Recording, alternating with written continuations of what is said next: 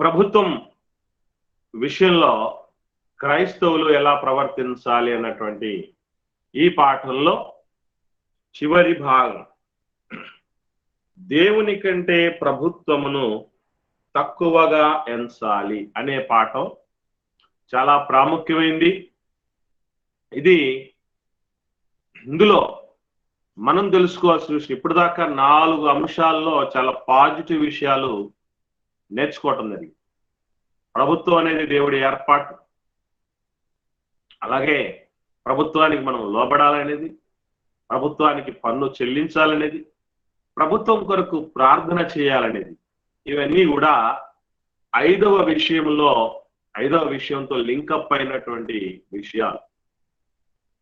ఏమిటి 5వ అంశంలో ఉన్నటువంటి విషయం? మనం తెలుసుకోవాల్సినటువంటి సత్యం ఏంటి అని అంటే, ప్రభుత్వమైనా కుటుంబమైనా మన జీవితంలో ఎవరైతే ప్రాముఖ్యమైనటువంటి వాళ్ళు, విలువైనటువంటి వాళ్ళు అని అనుకుంటున్నామో వాళ్ళందరికంటే ప్రభువు ఉన్నతుడు. దేవుడి మాట శాసనం ఆఖరిగా అల్టిమేట్. అంటే దేవుడి యొక్క నియమాలతో, దేవుడి యొక్క చట్టంతో, దేవుడి యొక్క ఆజ్ఞలతో, దేవుడు చేయమన్న పనులతో ప్రభుత్వపు చర్యలనైనా, తల్లిదండ్రుల చర్యలనైనా, భార్య చర్యలనైనా, భర్త చర్యలనైనా మనం పరిగణలోనికి తీసుకోవలసినటువంటి ఆవశ్యకత ఉన్నది. ఒకసారి ఇది ఎలాగో ఆలోచన చేద్దాం. చరిత్రలో ఈ మధ్యకాలంలో ఒక 2-3 ఇయర్స్ బ్యాక్ సుప్రీంకోర్టు ఒక సంచలనమైనటువంటి తీర్పు తెచ్చింది. ఏమని అంటే, భార్య భర్త యొక్క ఆస్తి కాదు. నువ్వు ఏదో అధికారం జులుం ప్రదర్శించటానికి, నా సొంతం నా భార్య నువ్వు అనుకోవడానికి అవకాశం లేదు. ఆమెకు నీతో కాపురం చేయటం ఇష్టం లేకపోతే ఆమెకు ఇష్టమైన వాడితో వెళ్ళిపోవచ్చు. అలాగే భర్త భార్య ఇష్టం లేకపోతే ఆయనకి ఇష్టం వచ్చిన ఆమెతో వెళ్ళిపోవచ్చు. నువ్వు కేసు పెట్టాల్సిన పర్లేదు. ఇప్పుడు పరిస్థితులు లేవు. రెడ్ హ్యాండ్ గా పట్టుకున్నాడు అనేదో, అక్రమ సంబంధాలు అనేవి ఎన్ని లేవు. నీకు ఇష్టమైతే కలిసి కాపురం చేయడానికి ప్రయత్నం చేయి, కాంప్రమైజ్ అయ్యి. లేదంటే సైలెంట్ అయిపో. లేదంటే ఆయన ఒక ఆమెను చూసుకున్నాడు, నువ్వు ఒక ఆయన్ని చూసుకో. లేదా ఆమె ఒక ఆయన్ను చూసుకునింది, నువ్వు ఇంకొక ఆమెను చూసుకో అన్న చట్టం చేసింది సుప్రీంకోర్టు. తెలుసా మీకు? ఇప్పుడు ఈ చట్టాన్ని మనం గౌరవించవచ్చా? ఒకవేళ గౌరవించవచ్చు అంటే ఎలా గౌరవించవచ్చు అని చెప్తారు మీరు? గౌరవించకూడదంటే ఏ బేసిస్ మీద గౌరవించకూడదు? సుప్రీంకోర్టు అంటే అత్యున్నత న్యాయస్థానం కదా దేశంలోనే. ఇప్పుడు అధికారులు వాళ్ళందరూ కూడా దేవుడే ఏర్పాటు చేస్తాడని కదా మనం ఇప్పుడు దాకా ఆలోచన చేసింది, విన్నది. మరి ఇప్పుడు ఏం చేద్దామంటారు? తెలిసిన వాళ్ళు, ఇటు 2 కాన్ఫరెన్సెస్ లో ఉన్నటువంటి వాళ్ళు, మీ స్పందనలు అవసరం ఇక్కడ. దయచేసి మాట్లాడండి. ఏం చేద్దాం అంటాం దీని విషయమై?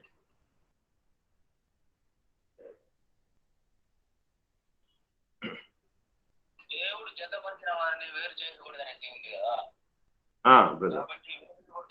ఒకటిగా త్యాగాల మీద సుప్రీంకోర్టు కూడా. ఇప్పుడు ఏం చేద్దామంటారు మరి? సుప్రీంకోర్టు తీర్పు విషయమై ఫాలో అవ్వడం కరెక్టా, కాకపోవడం కరెక్టా? వాక్యానుసారం ఏది వాక్యానుసారం అంటారు?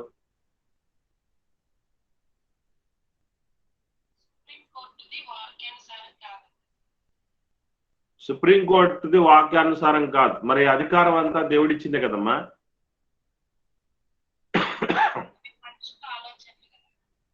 రైట్. ఇక్కడ మనం చాలా విషయాల్లో మనకు ఒక డైలమా అనిపిస్తుంది. ఎందుకంటే ఇప్పుడు దాకా ప్రభుత్వం యొక్క విధి విధానాలు, చట్టాలు, పరిస్థితులు అవి దేవుడి ఏర్పాటు ఇవన్నీ చెప్పడం జరిగింది కదా. మరి ప్రభుత్వం ఎటువంటి నిర్ణయం తీసుకున్నా, ఇప్పుడు సుప్రీంకోర్టు ఎటువంటి తీర్పునిచ్చినా కూడా మనం దాన్ని శిరసావహించాలా అని అంటే ఇక్కడే మనం జాగ్రత్తగా ఆ వేరియేషన్ కనుక్కోవాల్సినటువంటి ఆవశ్యకత ఉంది. ఆ వేరియేషన్ ఏమై ఉంది,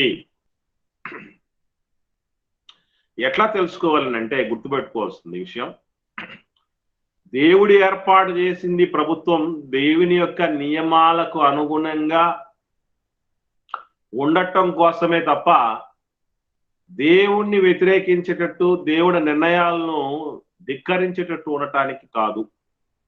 ఒకవేళ ప్రభుత్వం అలా వ్యవహరించిందంటే దానికి తగిన మూల్యం ప్రభుత్వం చెల్లించుకుంటుంది. మనం ఏం చేయాలి అంటే వాటిని పాటించనక్కరలేదు. ఎందుకనంటే ప్రభుత్వము ప్రభువుకి మించింది కాదు. ప్రభువు యొక్క భిక్షలో వచ్చినటువంటిది ప్రభుత్వం గనక, ప్రభు యొక్క కనుసన్నలలో ప్రభుత్వమైనా, మనమైనా, సంఘమైనా, కుటుంబ పెద్ద అయినా, సేవకుడైనా, విశ్వాసులైనా మనం మసులుకోవాలి.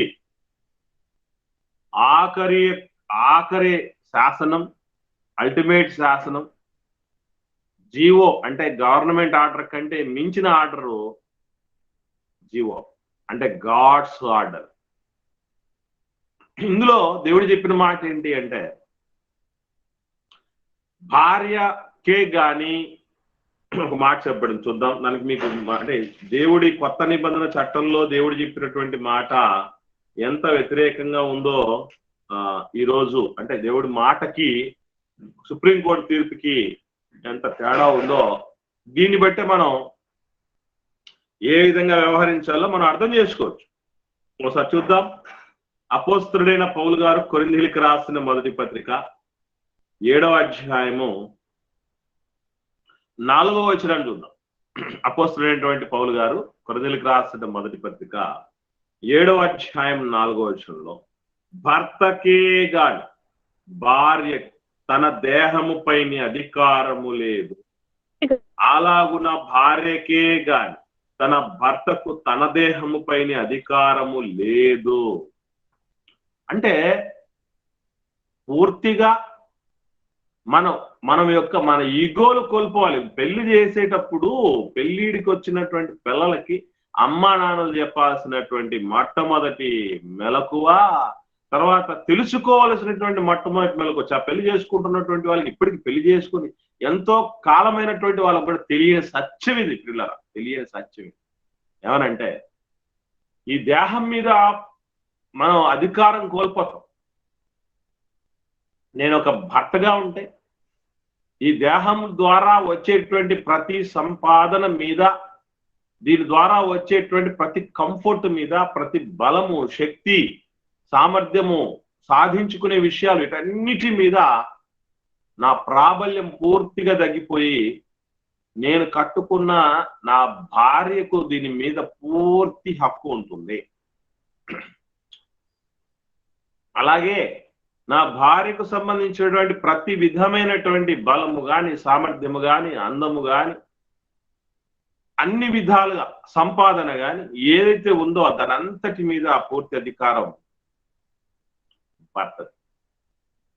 అంటే ఇద్దరిది అధికార బదలాయింపు జరుగుతుంది. ఈ బదలాయింపుకు సిద్ధం అన్నోడు పెళ్లి చేసుకోవాలి. అయ్యయ్యో ఇక్కడ నా మాట చెల్లాలి, నా మాట శాసనం అవ్వాలి, నేనే చెల్లుబాటు అయిపోవాలి, నా మాట మా ఆయన వినాలి, లేదా నా మాట మా ఆవిడ వినాలి.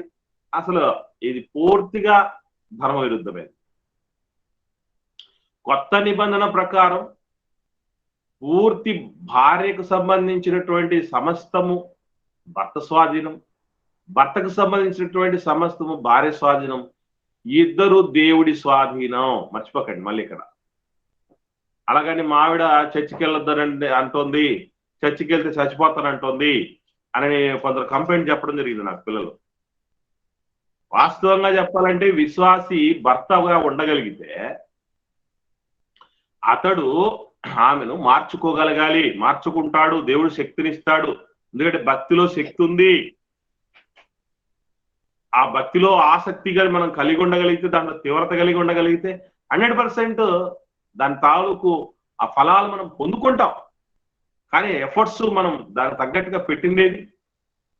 కనుక ప్రియులారా, గుర్తుంచుకోవాల్సినటువంటి విషయం ఒకటి, భర్త సొత్తు భార్య కాకుండా ఎవరు సొత్తు అవుతాడు? వాళ్ళ అబ్బ సొత్తు అవుతుంది. అవుతుందా చెప్పండి? లేకపోతే భార్య సొత్తు భర్త కాకపోతే ఇంకెవరు అవుతారు? ఈ సత్యాలు తెలియకుండా సుప్రీంకోర్టు కాదు, ఇంకా దానికి మించినటువంటి ఎవరు చెప్పినా కూడా సత్యవాక్యపు పరిధిలోనే లేఖనమేమి చెప్పుచున్నదో, సుప్రీంకోర్టు ఏం చెప్తున్నది కాదు, ప్రధానమంత్రి ఏం చెప్తున్నాడో కాదు. అంటే దేవుడి చిత్తానికి, దేవుడి చట్టానికి వ్యతిరేకంగా ఎవడు వచ్చినా కూడా వాళ్ళని ఎంటర్టైన్ చేయాల్సిన ఆవశ్యకతే లేదు.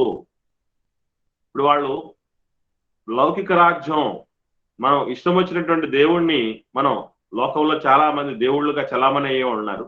ఇష్టం వచ్చిన దైవాన్ని మీరు ఎన్నుకోవచ్చు. 18 సంవత్సరాలు నిండిన వాళ్ళు మీరు మీ దేవుడికి సంబంధించి, మీ విశ్వాసానికి సంబంధించి మీరు ప్రాపగేట్ చేసుకోవచ్చు, అంటే మీరు ప్రచారం చేసుకోవచ్చు. చట్టం చేసింది, అది క్రైస్తవానికి అనుకూలమైంది, దేవుడి చిత్తానికి అనుకూలమైంది, ఫాలో అవుతాం, నో ప్రాబ్లం. పన్ను చెల్లించమన్నాడు దేవుడు, ఫాలో అవుతాం, నో ప్రాబ్లం. కానీ సంపాదించే సంపాదన అంతా పన్నుగా ఇమ్మన్నాడు అనుకోండి, అప్పుడేం చేయాలి? అప్పుడు గలం ఇప్పాల్సినటువంటి ఆవశ్యకత. ఎందుకంటే దేవుడు నువ్వు ఉన్నదంతా కూడా పన్నుగా ఇమ్మని చెప్పలేదు. దేవుడి సేవలో, దేవుడి పరిచర్యలో మీరు ఎంతవరకైనా వెళ్ళండి, వ్యర్థులను కొలది ఇవ్వండి అని చెప్పాడు తప్ప పన్ను కట్టండి అని ఏం చెప్పలేదు, అంతా కట్టేసేయండి అని చెప్పలేదు. న్యాయబద్ధంగా, ధర్మబద్ధంగా ఉన్నదాన్ని ఇచ్చేయమని చెప్పు.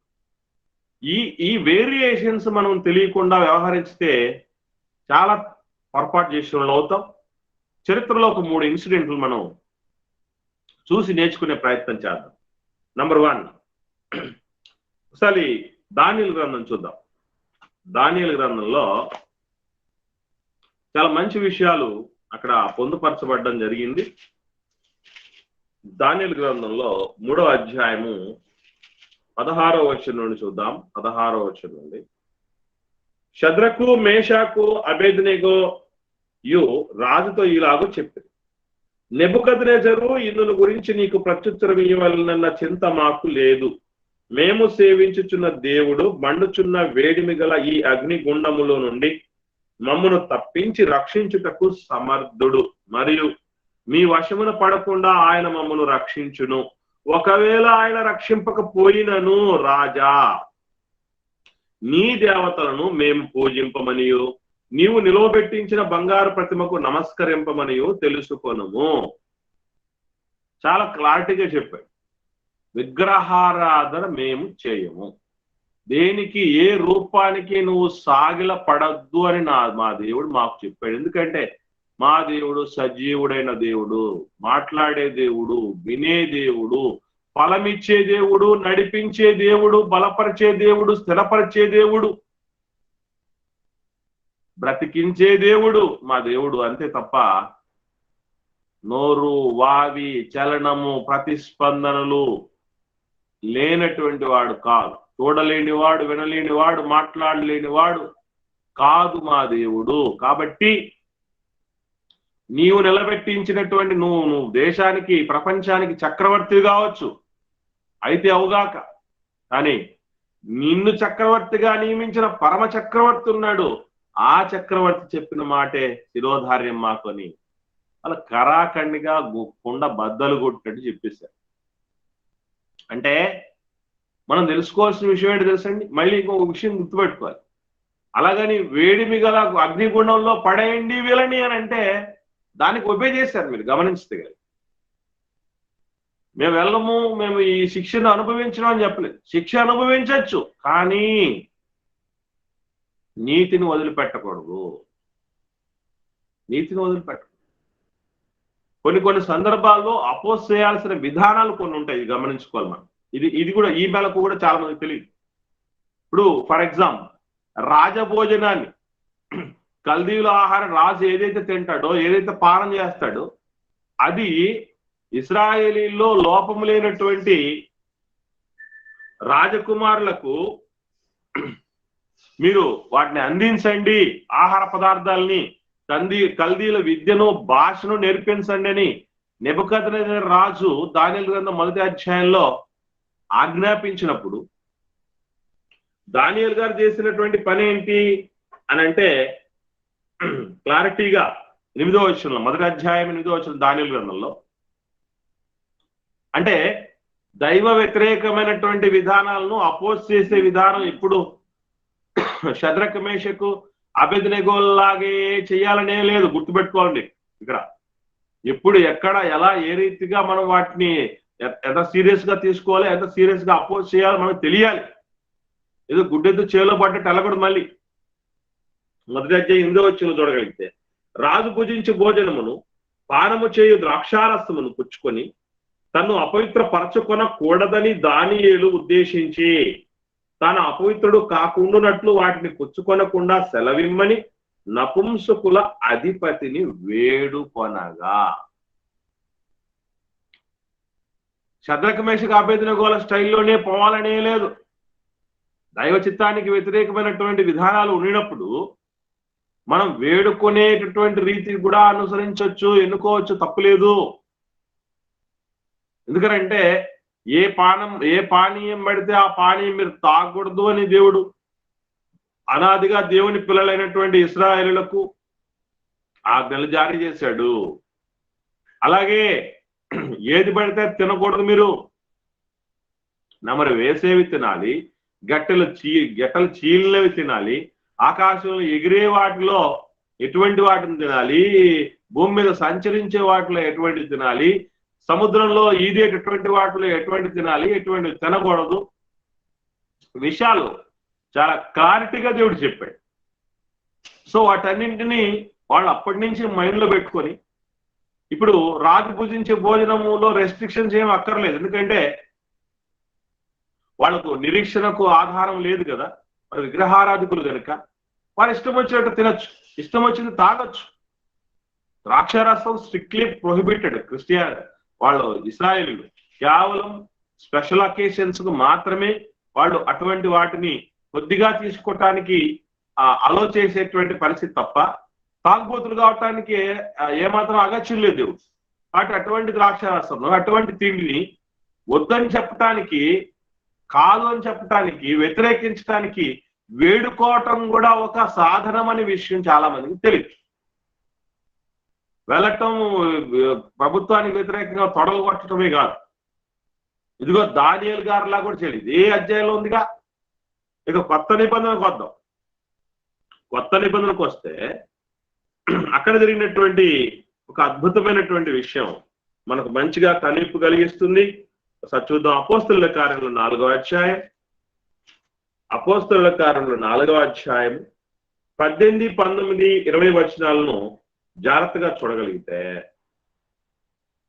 వీళ్ళు ఏం చెప్తున్నారో చూద్దాం. అప్పుడు వారిని పిలిపించి, మీరు యేసు నామమును బట్టి ఎంత మాత్రమును మాటలాడకూడదు, బోధింపను కూడదని వారికి ఆజ్ఞాపించిరి. ఇది దైవ వ్యతిరేకమైన చట్టమా, లేకపోతే దైవానికి అనుకూలమైన చట్టమా? ఇది ఎలాంటి చట్టం అండి? ఇది అధికారులు, రోమా అధికారులు చెప్తున్నటువంటి, తీసుకొచ్చినటువంటి ఆ ఆర్డినెన్స్ ఎలాంటిది అంటే పూర్తిగా దైవ వ్యతిరేకమైనది కదా. దేవునికి వ్యతిరేకమైనటువంటి ఈ చట్టం తెచ్చినప్పుడు పేతురు గారు, మిగిలినటువంటి అపోస్తలు ఎట్లా రియాక్ట్ అవుతున్నారు అనేది మనం తెలియాలి. చూడండి 19వ వచనం. అందుకు పేతురును యోహానును వారిని చూచి, దేవుని మాట వినుట కంటే, అయ్యా అధికారులారా, అయ్యా ప్రభుత్వమా, అయ్యా రాజులారా, మీ మాట వినుట దేవుని దృష్టికి న్యాయమా? మీరే చెప్పండి. కాబట్టి దేవుడి మాట వినట కంటే ఎవరి మాట వినటం కూడా శ్రేష్టంగా. దేవుడి మాటే శిరోధార్యం, దేవుడి మాటే ఆఖరు, ఫైనల్. కనుక మీ మాట వినటం కంటే దేవుడి మాట వినటమే మంచిదయ్యా. కాబట్టి దేవుడు ఏం చెప్పాడు మాకు అంటే, కన్న వాటిని విన్న వాటిని నీ చెవులో చెప్పిన వాటిని మిద్దెల మీద చాటించండి అని చెప్పాడు. సర్వలోకానికి వెళ్ళి సర్వ సృష్టికి సువార్తను ప్రకటించమని చెప్పాడు. ఆ సువార్తను నమ్మినటువంటి వాడికి బాప్తిస్మాలు ఇవ్వమని చెప్పాడు. అంతం వరకు వాళ్ళని కాపాడమని, స్థిరపరచమని, భద్రపరచమని చెప్పాడు. వాళ్ళను పెంచమని, పోషించమని చెప్పాడు తప్ప మీరు గడియలు బిగించుకొని ఇంట్లోనే కూర్చొని ఉండండి అని చెప్పలేదయ్యా మా దేవుడు అని క్లారిటీగా చెప్పారు. మేము కన్న వాటిని విన్న వాటిని మీతో చెప్పకుండా ఉండలేమయ్యా అని చెప్పారు. మనం అంతంగా పాట పాడతాం కదా, నేను ఉండలేనయ్యా, నేను బతకలేనయ్యా అని. అట్లాగా మేము సేవ చేయకపోతే, పరిచర్య చేయకపోతే, సువార్త చాటకపోతే, మేము తెలుసుకున్న సత్యం మమ్మల్ని ప్రేమించుకున్నట్టు మా పొరుగు వారిని ప్రేమించి మేము చెప్పకపోతే దేవుడి మాట మీరిన మూలవుతాం అయ్యా మేము. కాబట్టి అటువంటి పని మేము పొరపాటును కూడా చెయ్యలేము అని కుండ బద్దలు కొట్టి చెప్పారు. కనుక ప్రియులారా, గుర్తుంచుకోవాల్సిన సత్యం, దైవ చట్టానికి దైవ చిత్తానికి అనుకూలంగా ప్రభుత్వం ఉన్నంత వరకు ప్రభుత్వాన్ని మనం గౌరవించవచ్చు, పన్ను చెల్లించవచ్చు, వాటి కోసం ప్రార్థన చేయొచ్చు. లేదా ఒకవేళ ఆఖరిగా మనకు ఉక్కుపాదంతో అని చేయాలి, క్రైస్తవ్యంకు యొక్క మూలాలను తీసేయాలని ఆలోచన చేసినప్పుడు, ఇక్కడ మీరు మొర్దెకాయి విషయంలో కూడా మనం ఆలోచన చేస్తే, ఎస్తేర్ గ్రంథంలో చెప్పినటువంటి ఆ సందర్భం కూడా చాలా జాగ్రత్త మనం ఆలోచన చేస్తే, హామాను అనేటటువంటి వ్యక్తి కేవలం ఒక నమస్కారం పెట్టినందుకు యూదులకు సంబంధించినటువంటి వాళ్ళందరినీ కూడా ఒక్కొక్కటి వాళ్ళతో పల్లగించేసేయాలని ఆలోచన చేశాడు. అప్పుడు కూడా వ్యతిరేకించే పద్ధతి ఉంది. ఎన్ని రకాలైన పద్ధతులు ఉన్నాయి గమనించండి. ఉపవాసాలు చేశారు అంటే వాళ్ళు ఉపవాసాలు చేసినటువంటి పరిస్థితులు లాంటివి కూడా వ్యతిరేకించే పద్ధతి అది. అంటే మనం ఉపవాస ప్రార్థనలు అంటే వ్యతిరేకించే విధానం మనకు తెలియదు.